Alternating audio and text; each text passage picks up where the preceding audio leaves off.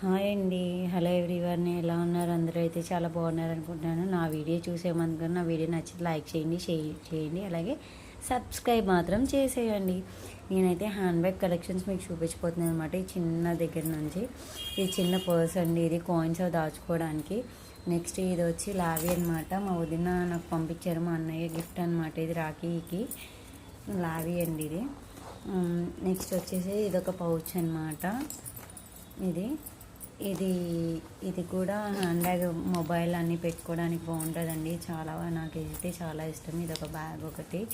ఇది బయటకి ఎక్కడికైనా షికార్కి వెళ్ళినప్పుడు వేసుకోవడం అలా ఇలా ఊపడానికి అనమాట ఈ బ్యాగ్.